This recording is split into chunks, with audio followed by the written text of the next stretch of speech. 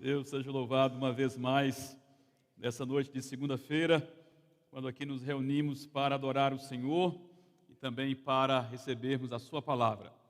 Abra a sua Bíblia comigo, por favor, na carta aos Hebreus, na teoria do reverendo Amauri, na carta de Paulo aos Hebreus, capítulo 3, versículo 7 em diante. Eu também acho que é Paulo. O autor da carta anônima aos Hebreus. Hebreus capítulo 3, versículo 7 em diante, diz assim as Escrituras Sagradas. Por isso, como diz o Espírito Santo, hoje, se ouvirem a sua voz, não endureçam o coração como foi na rebelião, no dia da tentação, no deserto. Vou ler os próximos, mas preste atenção nesses dois primeiros. Hoje, se ouvirem a sua voz, a voz do Espírito Santo, não endureçam o coração. Paulo está escrevendo para... Paulo. A brincadeira, a história é verdade, né? O autor está escrevendo para os cristãos hebreus. Nós vemos lá em Atos dos Apóstolos, capítulo 6, que há uma divergência da igreja em Jerusalém, já nos seus primeiros momentos, em torno da bolsa viúva, ou bolsa viuvez. Os irmãos ali distribuíam das ofertas para as viúvas da igreja, e há ali uma discussão, desentendimento entre os cristãos, os judeus helênicos e os hebreus. Os hebreus são aqueles cristãos judeus convertidos, mas que mantinham a língua aramaica, porque os judeus hebreus no tempo do Novo Testamento não falavam mais hebraico, né? Jesus também não falava hebraico, falavam aramaico, e esse segmento falava o aramaico, e lia a Bíblia, no Antigo Testamento, né, as Escrituras Sagradas, em hebraico, mas falavam o aramaico. E estes eram mais próximos das suas raízes culturais e religiosas, eram chamados dos hebreus. E os helenistas eram aqueles judeus criados em cultura grega ou greco-romana, mas principalmente cultura grega, e eles eram helenizados, eles tinham absorvido a cultura grega, falava, portanto, grego, e usava as escrituras traduzidas para o grego, a Septuaginta. Esses dois grupos. Paulo escreve, novamente, a brincadeira se tornando verdade. O autor da carta escreve esta para este segundo grupo, para os cristãos hebreus. E aqueles que eram mais habituados com a cultura hebraica, com as escrituras do Antigo Testamento em hebraico, com o pensamento da língua aramaica e assim por diante. Ele está escrevendo para crentes. Em primeiro momento, certamente uma carta que também fora usada para os não crentes, para a evangelização, mas ela é dirigida primariamente aos judeus convertidos ao cristianismo. E ele está dizendo aqui, fazendo uma afirmação, citando o Antigo Testamento, dizendo, não endureçam o coração. Ele está afirmando, portanto, que é possível ser crente de coração endurecido. Não é verdade? É possível ser crente em Jesus e endurecer ou deixar que o seu coração se endureça. Por isso eu queria falar nesta noite sobre uma enfermidade do coração. O doutor acaba de entrar, não é? Nosso médico, o ginecologista dos pastores. Queria falar, portanto, de uma cardiopatia, mas não da área da medicina. Uma cardiopatia, uma doença do coração, que ela é mencionada no Novo Testamento, ela é extremamente comum entre nós, mas nem sempre ela é diagnosticada. Jesus falou dessa cardiopatia quando ele cita lá em Mateus, capítulo 10, também em Marcos 16, o caso do divórcio, quando ele é questionado sobre o divórcio, quando os judeus dizem que Moisés havia autorizado da carta de divórcio, e Jesus responde assim, ele autorizou, em outras palavras, da carta de divórcio por causa da dureza do coração de vocês. Quando Jesus usa essa palavra dureza, ele fala de esclerocardia. Esta é a palavra grega para dureza de coração. Esclerocardia. Cardia é coração em grego e esclero tem a ver com endurecimento, enrijecimento, algo enrijecido. Na medicina existem as escleroses, né, que nós conhecemos muitas delas, aquelas que dão no nervo, entortam as pessoas porque os nervos ficam enrijecidos.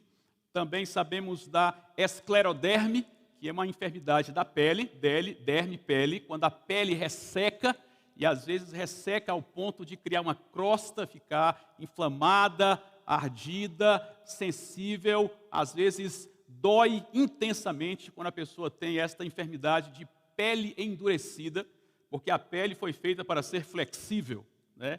E o endurecimento da pele é chamado de escleroderme. Jesus fala do endurecimento do coração, esclerocardia. Uma enfermidade não do coração de carne, não do corpo, mas uma enfermidade da alma. Porque coração na Bíblia, tanto no Antigo quanto no Novo Testamento, não se refere, na maioria das vezes, ao coração de carne, ao músculo. Também não se refere apenas ao sentimento, como a nossa cultura, né?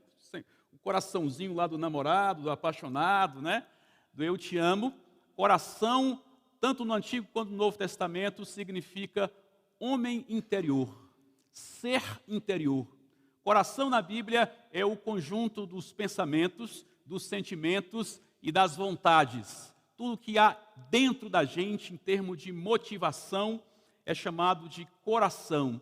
Inclusive, em coração, na ideia de coração na Bíblia, está incluído também a razão. Nós pensamos que coração é só sentimento, para a nossa cultura. Para a Bíblia, coração é tanto sentimento quanto razão. Porque o texto diz o cético em seu coração, não a Deus. Um processo não de sentimento, mas de raciocínio, não é? Então, sentimento, razão, pensamento, também vontades, volição, o conjunto disto, a Bíblia se refere como coração. Jesus está nos dizendo, portanto, que é possível o nosso homem interior, o nosso ser interior, se enrijecer, se endurecer. E é sobre isso que o autor aos Hebreus descreve, fala aqui nesta passagem. Vamos continuar lendo. Versículo 9. Onde os pais de vocês me tentaram, pondo-me à prova, e viram as minhas obras durante 40 anos. Por isso me indignei contra esta geração e disse, o coração deles sempre se afasta de mim, e eles não conheceram os meus caminhos. Assim jurei na minha ira, não entrarão no meu descanso. Tenham cuidado, irmãos, para que nenhum de vocês tenha um coração mau e descrente, que se afaste do Deus vivo. Pelo contrário, animem uns aos outros, todos os dias, durante o tempo que se chama hoje, a fim de que nenhum de vocês seja endurecido pelo engano do pecado. Porque temos nos tornado participantes de Cristo, de fato, guardamos firmes até o fim a confiança que desde o princípio tivemos. Como se diz, hoje, se ouvirem a sua voz, não endureçam o coração como foi na rebelião. E quem foram os que ouviram e mesmo assim se rebelaram? Não foram todos os que saíram do Egito por meio de Moisés? E contra quem Deus se indignou durante 40 anos? Não foi contra os que pecaram, cujos cadáveres caíram no deserto? E a quem jurou que não entraria no seu descanso, senão aos que foram desobedientes? Assim, vemos que não puderam entrar por causa da incredulidade. Texto lindo, quando Paulo, o autor aos Hebreus, a gente estava brincando ali na reunião dos pastores aqui sobre a autoria dos Hebreus, e a gente falando de Paulo, está aqui na minha mente, né? Um texto lindo quando o autor aos Hebreus, ele nos chama a atenção para esse mal da alma, esse mal que ronda a todos nós, a possibilidade de termos o nosso ser interior endurecido. E esse endurecimento, essa esclerocardia, o endurecimento do coração, tem uma relação bem próxima com a incredulidade, como nós vemos no versículo 12. O versículo 12 diz assim: tenham cuidado, irmãos, para que nenhum de vocês tenha um coração mau e descrente, que se afaste do Deus vivo. A dureza do coração tem uma relação próxima com a incredulidade, com o não crer. Daí, às vezes, nós pensamos que somente o não crente tem o coração endurecido. Mas não é verdade, porque o texto ele mostra esses dois elementos possíveis. Inclusive, Jesus, lá no capítulo 16 e versículo 14 de Marcos, ele relaciona esses dois conceitos, incredulidade e dureza de coração, como algo próximo, porém não idêntico. Lá ele diz assim, lá em Marcos: finalmente apareceu Jesus aos 11, quando estavam à mesa, e censurou-lhes a incredulidade e a dureza de coração, porque não deram crédito aos que o tinham visto já ressuscitado. Portanto, dureza de coração não é sinônimo de incredulidade. São dois conceitos próximos. Incredulidade é não crer, é não acreditar, é não exercer fé. Enquanto a esclerocardia, a dureza do coração, é não se sensibilizar.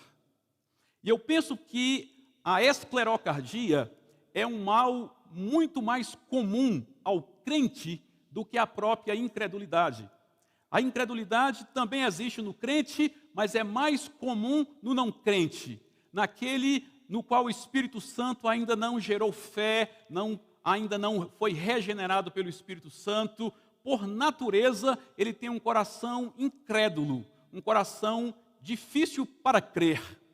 Mas o autor está nos mostrando que o crente que já creu em Cristo Jesus, que confia em Cristo Jesus, que tem a prática de exercer a sua fé, mesmo assim, ele pode ser acometido por esta enfermidade, a esclerocardia, quando o seu coração deixa de se sensibilizar pela voz do Espírito Santo.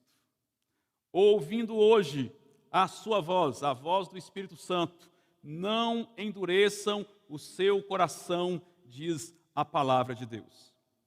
O versículo 13 nos mostra que esse mal do coração, esse mal da alma, ele, via de regra, ele é resultante do pecado, do engano do pecado. Olha como diz, versículo 13. Pelo contrário, animem uns aos outros, todos os dias, durante o tempo que se chama hoje, a fim de que nenhum de vocês seja endurecido pelo engano do pecado. O que nos causa dureza do coração é o engano do pecado em nós. É o nosso próprio coração corrompido e enganoso como é, quando nos faz viver no pecado achando que nós estamos fazendo as coisas corretas. Ou quando nos leva a viver em pecado e nos torna insensíveis à voz repetida, perseverante do Espírito Santo através da sua palavra em nós. Eu gosto muito de ler Paul Tripp, um pastor americano, e Paul Tripp ele afirma que o que o pecado faz de pior em nós é nos cegar para a nossa própria cegueira. Isso mesmo. Ele diz que o pecado nos cega para a nossa própria cegueira. Ou seja, além de estarmos cegos, o pecado não nos deixa perceber que estamos cegos. É aquela pessoa que todo mundo vê as suas mazelas, menos ela mesma. A dureza do coração nos leva para esse estado, o estado da não percepção, da pouco autocrítica. A dureza do coração impede a nossa autocrítica. Não conseguimos ver as nossas próprias mazelas, mesmo quando elas são clarividentes, quando são evidentes, quando todos veem, às vezes, menos nós. Eu lembro de uma senhora lá no Amazonas, que era esposa de um obreiro indígena, muito amigo nosso, então a gente acompanhava a família, e aquela senhora era uma senhora muito queixosa. Sabe aquela pessoa ranzinza, que reclama de tudo, de todos? Ela reclamava do marido, que o marido era preguiçoso, não trabalhava direito, reclamava dos filhos, porque os filhos não ajudavam, só queria ir para a tal da escola, só quer estudar esses meninos. Reclamava das filhas, que só queria arranjar marido. Reclamava dos parentes, que falavam mal demais dela, que fofocava com seu nome. Reclamava da casa que ela morava, que era uma casa muito simples, apesar da casa dela ser melhor do que a casa dos parentes. Reclamavam do calor da Amazônia. Pastor, não sei como é que vocês brancos se acostumam aqui, porque eu não acostumo. Aqui faz calor demais, pastor, muito quente esse sol daqui. E aí quando passa o calor, vem o frio, a chuva. Ontem estava chovendo demais, hoje está quente assim. E aí ela reclamava dos vizinhos, onde ela morava, porque aquelas pessoas perturbavam no final de semana, quando ela queria descansar, o pessoal estava fazendo barulho, os meninos ficavam jogando bola na porta da casa dela, não deixavam ela dormir. Reclamava da igreja, porque o culto começava atrasado, sendo que ela também chegava atrasada. O culto começava atrasado, demora demais, pastor, demora muito, termina muito tarde, porque começa atrasado. Pastor, eu não gosto muito aqui, porque esses jovens só querem cantar essas músicas de hoje, agora, não querem cantar os hinos na minha língua, eu gosto de cantar na minha língua, mas ela também cantava o Fernandinho, deixa eu ver. E assim era aquela senhora, e um belo dia, a gente conversando, ela me falou assim, pastor, o senhor já viu a irmã fulana de tal? Era a esposa de um diácono da igreja. A irmã fulana de tal, Deus me livre, ela reclama demais da vida, eu não gosto nem de conversar com ela. Rapaz, ela não se percebe. A mulher mais queixosa da igreja, reclamando, criticando a outra, que a outra era queixosa. Né? Você conhece alguém assim, não conhece? Isto é processo de endurecimento do coração. Coração endurecido nos cega para a nossa própria cegueira. Nós não vemos as nossas próprias mazelas. Nós vemos com muita facilidade o problema do outro, o pecado do outro, as fraquezas do outro, o defeito do outro, mas nós não conseguimos nos ver no espelho. Penso que o mal, essa enfermidade espiritual da esclerocardia, está na base de muitos dos nossos problemas não resolvidos. A esclerocardia, como Jesus já bem apontou, está na base da maioria absoluta dos divórcios. Na maioria absoluta. Jesus que afirmou. Moisés autorizou, deixou o divórcio por causa da dureza do coração de vocês. E quem é pastor sabe muito bem do que eu vou falar, presbítero também sabe. Às vezes o casamento acaba não é por causa da traição de um dos cônjuges. O casamento acaba, via de regra, por causa do endurecimento do coração daquele que foi traído, daquele que foi ferido. Às vezes, nem sempre, mas às vezes, aquele que traiu ou cometeu qualquer outro pecado contra o seu cônjuge, depois se arrepende, depois se quebranta, pede perdão, mas aquele que foi ofendido, que foi ferido, se enche de autojustiça, porque ele realmente é a vítima no primeiro momento, ele realmente é a pessoa que foi ofendida, que foi prejudicada, então se enche da alta razão e quando se enche da autojustiça, o seu coração se endurece e mesmo diante do arrependimento, do pedido de perdão, do quebrantamento do outro que pecou, não há mais perdão. Aí no casamento acaba a cumplicidade, acaba o carinho, não se restaura a confiança, não se restaura o amor, pelo contrário, ele vai minando e acabando cada vez mais. Às vezes o problema nem está no traidor, está no coração endurecido daquele que foi a vítima, que foi traído. Mas quando acontece o divórcio, é natural que mesmo diante da igreja a causa seja a traição. Às vezes não é mais a traição. Agora já é a esclerocardia do coração daquele que foi ofendido.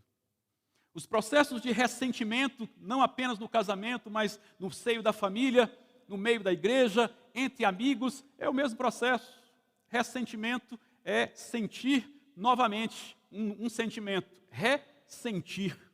E à medida que nós ressentimos a frustração, a decepção, o desapontamento, às vezes a expectativa frustrada, e nós começamos a ressentir aqueles maus sentimentos, o ressentimento vai endurecendo o nosso coração, a ponto de chegar um momento da pessoa ouvir 10 sermões acerca de perdão, do Espírito Santo lhe falar 20 vezes acerca de de quebrantamento, mas o coração está tão endurecido pelo ressentimento que não tem possibilidade de liberar perdão, e mais, essa pessoa continua se achando na razão, porque ela foi a vítima no processo.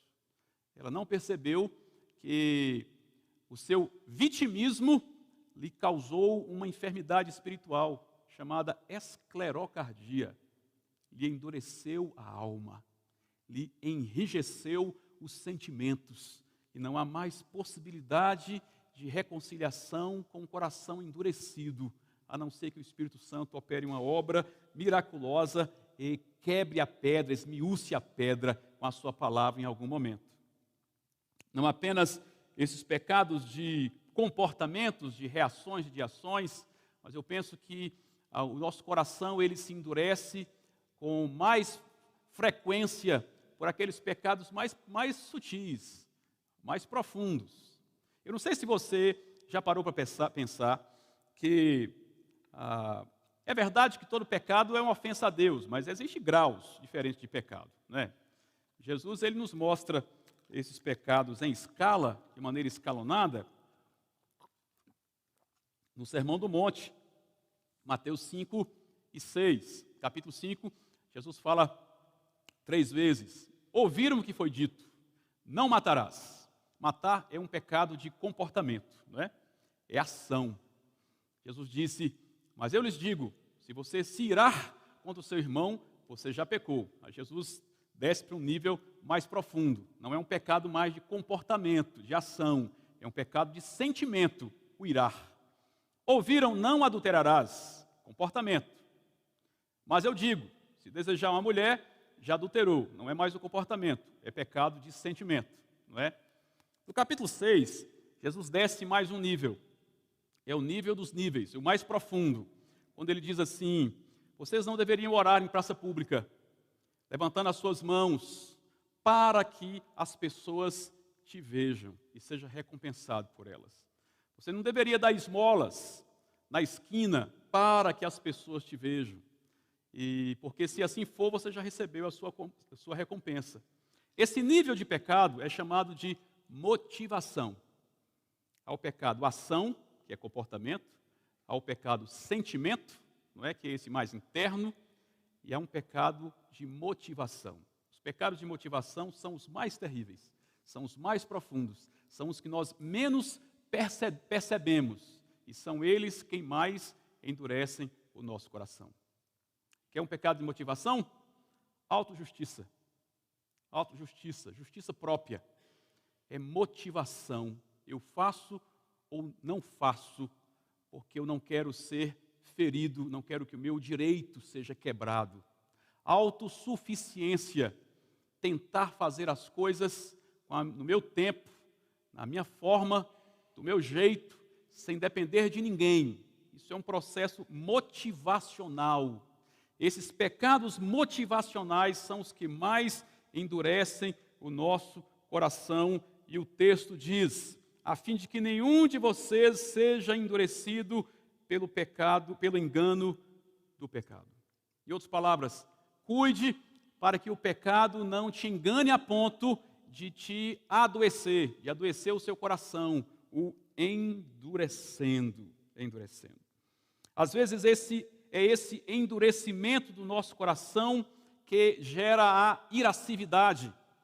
Esse endurecimento do coração que gera a maledicência, fofoca, falar mal do outro. Esse endurecimento do coração que gera impureza sexual. Esse endurecimento do coração que resulta em corrupção ética ou moral. Esse enrijecimento do coração que resulta em mesquinhez. É esse endurecimento do coração que resulta, às vezes, em apatia ministerial, quando nós não nos envolvemos com a obra de Deus, com a missão de Deus, com o trabalho da igreja, porque o nosso coração está endurecido para algumas coisas e não somos mais sensíveis à voz do Espírito Santo. Versículo 10 nos mostra algo muito importante, quando ele diz assim: por isso me indignei contra essa geração. A esclerocardia desperta a ira de Deus sobre nós, provoca a indignação de Deus sobre nós. Como o Senhor fala lá, ou agora Paulo, né? De verdade Paulo fala aos Romanos, capítulo 1, versículo 18. Porque a ira de Deus se manifesta do céu contra toda impiedade e injustiça. Lá no capítulo 2, versículo 5 de Romanos, Paulo também diz: mas, segundo a tua dureza e coração impenitente, acumulas contra ti mesmo ira para o dia da ira e da revelação do justo juízo de Deus. Coração endurecido e impenitente. Ali em Romanos 2, Paulo está falando no contexto do julgamento, de pessoas que julgam as outras. E ele está dizendo que esse processo de julgar os outros é resultado de um coração duro e impenitente, e por causa disso acumula contra ti mesmo ira para o dia da ira. A esclerocardia, ela provoca a ira de Deus sobre nós. Sobre nós. Por quê? Porque a esclerocardia nos faz surdos para ouvirmos a voz do Espírito Santo. Coração impenitente, aqui a palavra que Paulo usa para coração impenitente tem a ideia contrária de conversão. Conversão no Novo Testamento é metanoia, mudança de mente. Aqui Paulo usa a palavra grega ametanoia, prefixo a de negação. A metanoia é aquele processo que não admite mudança de mente. Cabeça dura. Não é? Cabeça dura. Versículo 11 também diz assim: assim jurei na minha ira, não entrarão no meu descanso. A esclerocardia, ela provoca a indignação de Deus e nos coloca no juízo de Deus. Resulta em juízo de Deus sobre nós mesmos. Por isso lá em Provérbios 28:14, o texto diz: feliz o homem constante no temor de Deus, mas o que endurece o coração cairá no mal. O que endurece o coração cairá no mal. Mesma ideia lá do capítulo 29:1, quando fala que o homem de dura cerviz será quebrantado de repente sem que haja cura. Dura cerviz é a expressão do Velho Testamento equivalente a coração duro do Novo Testamento. O Novo Testamento fala de esclerocardia. O Antigo Testamento usa várias expressões. Uma delas é dura cerviz, pescoço endurecido, referindo-se ao bezerro de ouro, que foi adorado, né? Bezerro de ouro que representava aquela divindade antiga, pagã, e como ele era duro por ser de ouro, quando o povo o adorou pela primeira vez no Antigo Testamento, o povo é chamado de povo de dura cerviz, ou seja, parecido com o bezerro de ouro, com pescoço duro, não é? Porque é uma teologia bíblica que diz que nós nos tornamos parecidos com aquilo que nós adoramos. Adoramos a Jesus, nos tornamos parecidos com Jesus. Adoramos um bezerro de ouro, nos tornamos homens de dura cerviz, parecido com um bezerro de pescoço duro, que não flexível, não é? Em outras palavras, coração duro, coração enrijecido, endurecido. E o texto diz que este homem de pescoço duro ou de coração duro cairá no mal, será quebrantado de repente, sem que haja cura. Por quê? Porque a esclerocardia nos coloca no juízo de Deus. É verdade que, mesmo o juízo de Deus é gracioso. Paul Tripp, que eu já mencionei, ele fala da graça violenta. Graça violenta é o seguinte: aquele irmão que está na igreja, ele é até líder na igreja, ele é respeitado por todos, também por sua família, mas ele está num pecado de adultério. E o Espírito Santo lhe fala o coração. E ele endurece o coração e continua no pecado. Passa um tempo, o Espírito Santo fala, usa a palavra, usa um pastor, usa um amigo, usa a família. Ele vai ouvindo, mas vai endurecendo, vai endurecendo, vai endurecendo. Chega um momento, ele não ouve mais a voz do Espírito Santo. Não ouve, de tão esclerocárdico que ele está. Depois de 5 anos que ele está ainda na igreja, participando do ministério, todo mundo vê como uma pessoa de família, a família também o vê assim, como exemplo do lar. De repente, Deus permite que ele seja flagrado por uma câmera de motel entrando com a sua amante no motel. E aquele vídeo cai nas redes sociais, se espalha, toda a igreja conhece, descobre, a sociedade descobre, da noite para o dia, aquele homem exemplar agora caiu em total descrédito, é disciplinado na igreja, perde a família e as pessoas na rua o criticam, olha de olho virado para ele perde totalmente a moral de um dia para o outro. E ele pensa, Deus pesou a mão sobre mim. Não, é juízo de Deus, mas é um juízo gracioso. Porque se não fosse assim, ele ia continuar no pecado por 10 anos, por 15 anos, por 20 anos, ia morrer no pecado.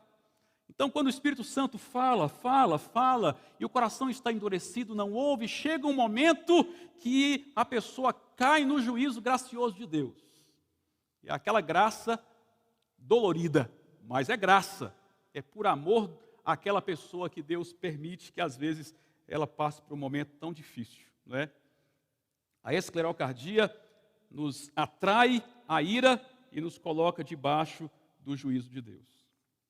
Os versículos 15 e 16 diz assim: hoje, se ouvirem a sua voz, refere-se ao Espírito Santo, não endureçam o coração como foi na rebelião. Que rebelião é essa?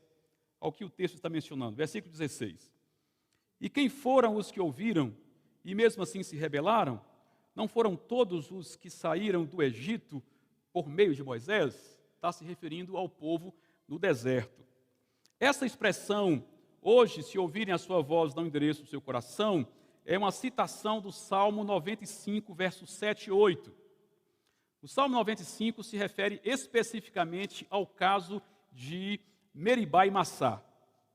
O caso de Meribá e Massá está em Êxodo capítulo 17.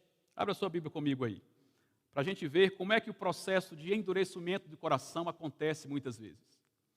O povo está no deserto, sendo guiado por Moisés.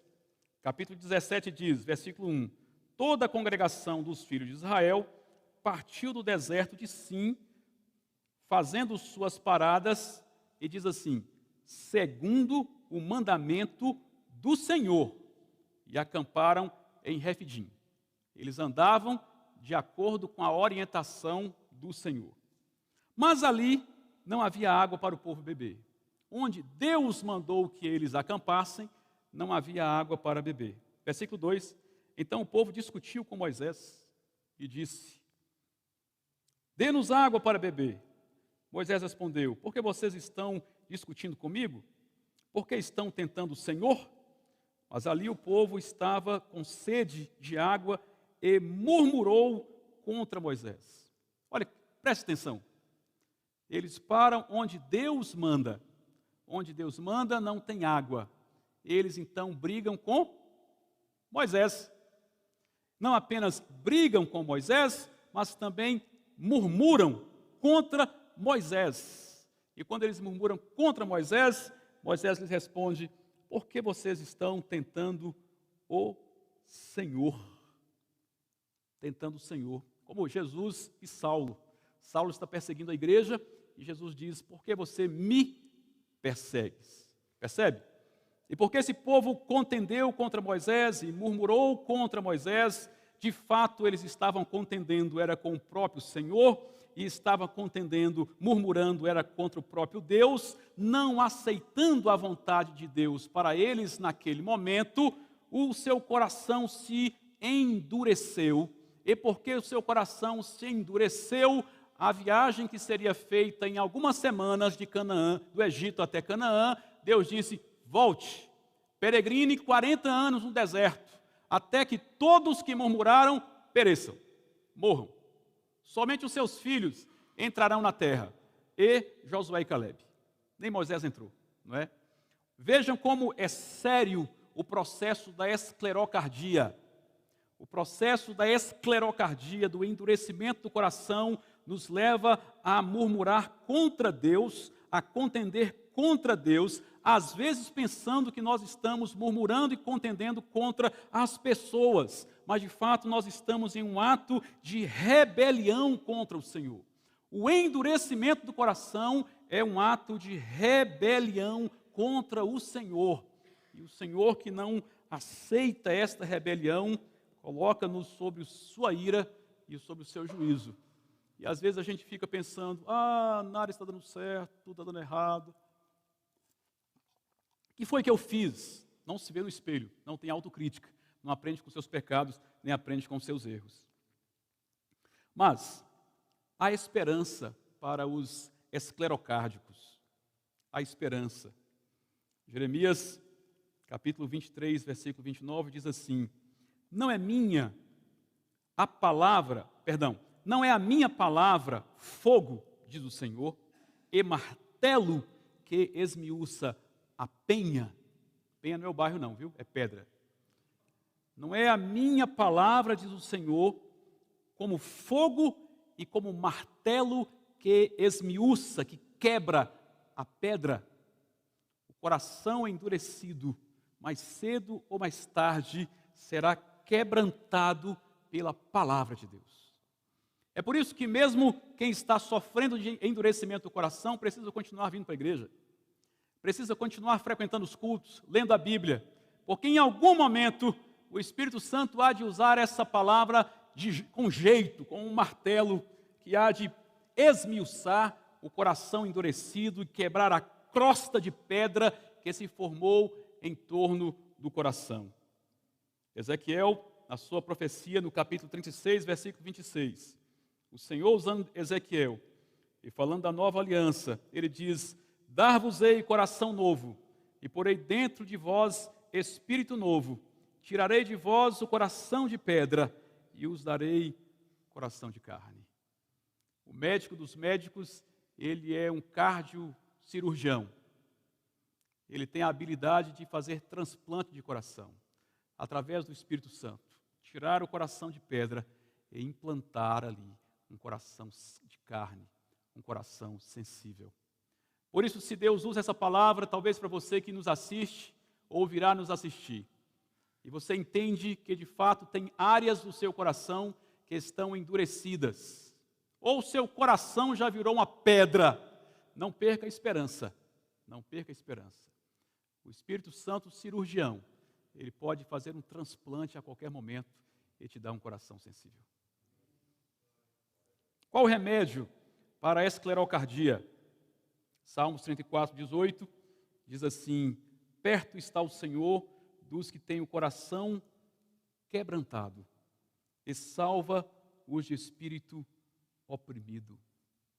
O remédio para o endurecimento do coração é o quebrantamento espiritual. John Locke dizia que entre o convencimento e a transformação está o quebrantamento que nós não conseguimos causar. Eu posso até convencer alguém de que essa pessoa está no erro, mas eu não consigo quebrantar o seu coração. A pessoa pode chegar à própria conclusão de que está no caminho errado, mas ela não consegue se auto-quebrantar. Isso nos humilha, porque nos torna dependentes do Espírito Santo. Mas isso nos enche de esperança, porque nós podemos pedir para o Espírito Santo: Senhor, eu não consigo perdoar essa pessoa, mas por favor, quebrante o meu coração. Senhor, eu não consigo abandonar esse pecado, mas por favor, quebrante o meu coração. Confessa e peça quebrantamento. O Espírito Santo tem para dar. Salmo 51, salmista Davi, no momento de confissão de pecado, versos 16 e 17, ele diz: pois não te comprases de sacrifícios, do contrário eu te os daria, e não te agradas de holocaustos. Sacrifícios agradáveis a Deus são o espírito quebrantado, coração compungido e contrito, não o desprezarás, ó Deus. E Joel profetiza dizendo: ainda assim agora mesmo, diz o Senhor, convertei-vos a mim de todo o vosso coração, e isso com jejuns, com choro e com pranto. Rasgai vosso coração, e não as vossas vestes, e convertei-vos ao Senhor vosso Deus, porque Ele é misericordioso e compassivo, e tardio em irar-se, e grande em benignidade, e se arrepende do mal. Rasgai o vosso coração, e não as vossas vestes. É preciso rasgar o coração diante do Senhor. Isso me faz lembrar um senhor indígena que eu conheci no Amazonas. O nome dele é Seu Jair. Ele é do povo Dão, um povo do mesmo tronco dos de Rupidé. E o Seu Jair, O povo Dão recebeu missionários em 1981. E as primeiras conversões ocorreram 14 anos depois. Ele foi o primeiro a se converter. Ele ouvia a mensagem, mas ele dizia: meu coração era muito duro, eu não queria a mensagem. Eu queria a ajuda do missionário, eu queria o dinheiro, eu queria o benefício, mas o evangelho eu não queria. Até um dia seu Jair saiu para caçar, ele foi caçar sozinho, no meio da floresta, e no meio da tarde, ele correndo atrás de um animal, ele tropeçou, caiu e teve uma fratura na perna, fratura exposta. E como não conseguia andar, estava sozinho, ele foi se arrastando, se encostou numa árvore, e ali ele ficou com muito medo, diz ele, um pavor lhe tomou o coração, porque estava para escurecer, e para o indígena estar no mato, a coisa mais terrível do mundo, porque a floresta é infestada de animais selvagens e pior para ele, de espíritos maus, que atacam, causam doença e morte. E naquele pavor que lhe tomou naquele entardecer, ele foi tomado de choro. E ele disse que começou a chorar de maneira compulsiva, não conseguia parar. E ele teve que passar a noite toda com a perna quebrada, entre duas raízes, encostado numa árvore. E naquela noite escura, ele diz: eu ouvi a voz do Espírito Santo falando a mim. E o Espírito Santo lhe trouxe à memória tudo que ele já tinha feito, a sua vida, seu estado moral crítico. E ele passou a noite ali em choro, os parentes saíram na sua procura no outro dia de manhã, o encontraram já à tarde, levaram ele de volta para a aldeia e ele estava ainda em pranto de choro. Levaram para a aldeia, ele estava tão chocado que ele chorou mais um dia. Ele chorou 48 horas sem parar. Conta ele e conta os seus parentes. Depois de 48 horas, ele diz que o Espírito Santo o visitou com paz, encheu seu coração de paz, tirou aquela tristeza e aquele peso e lhe deu alegria. Seu Jair é um dos homens mais alegres que eu conheço. E ele que é analfabeto, não sabe ler, não sabe escrever, mas apaixonado pela Bíblia, ele ouve as pregações, memoriza versículos, ele encontra uma pessoa, onde quer que for, ele fala de Jesus, do jeito dele. Um dia ele foi nos visitar nos de Rupidé, na aldeia dos de Rupidé, foi na canoazinha e levou 3 dias para chegar lá. Eu lembro como hoje, ele chegou numa sexta-feira por volta do meio-dia. E quando nós descemos com os de Rupidé, não tinha nenhum crente ainda entre os de Rupidé nessa época, e nós descemos para ajudá-lo, tirar suas coisas da sua canoa, lá na praia, na beira do rio, ele já estava falando de Jesus para os de Rupidé. E ele subiu falando de Jesus para os de Rupidé e falou naquela sexta-feira, à tarde, à noite, no sábado ele ia de casa em casa falando de Jesus, nos cultos ele não sabe pregar, mas dava testemunho, no domingo o dia inteiro falando de Jesus, na segunda-feira ele ia embora e até entrar na canoa ele estava falando de Jesus. E o que ele mais fala, até hoje, ele está vivo, eu vi esses dias quando estive em São Gabriel, sempre que ele fala com a gente, a mensagem padrão dele é: você precisa chorar o seu pecado. Você precisa chorar o seu pecado. Irmão, o senhor já chorou o seu pecado hoje? Ele fala para a gente: pastor, o senhor já chorou o seu pecado? É preciso chorar o pecado para ser liberto.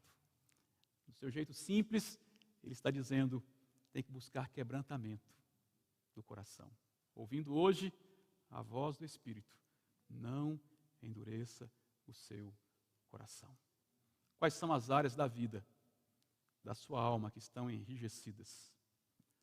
Áreas talvez que você não percebe mais, que não se dá conta, mas são áreas que precisam de um toque especial da palavra como martelo para esmiuçar a penha. Ore ao Senhor.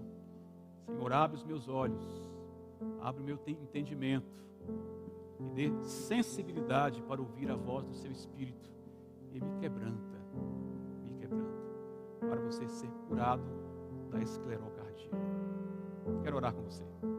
Coloque-se diante do Senhor. Coloque diante do Senhor a sua alma, seu coração, sua vida.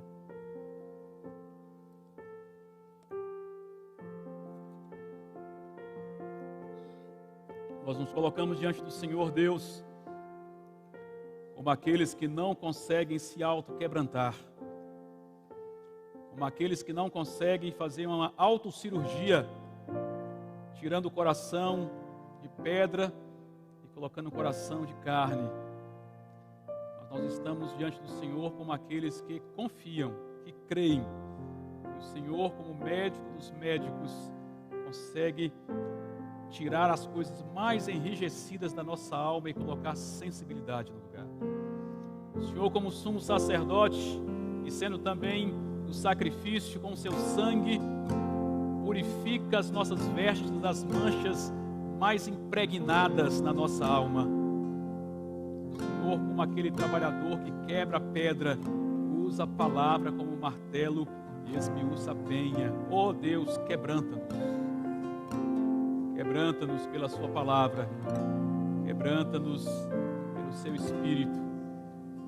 Restaure em nós a sensibilidade para ouvirmos a voz do Espírito e obedecer. Em nome de Jesus.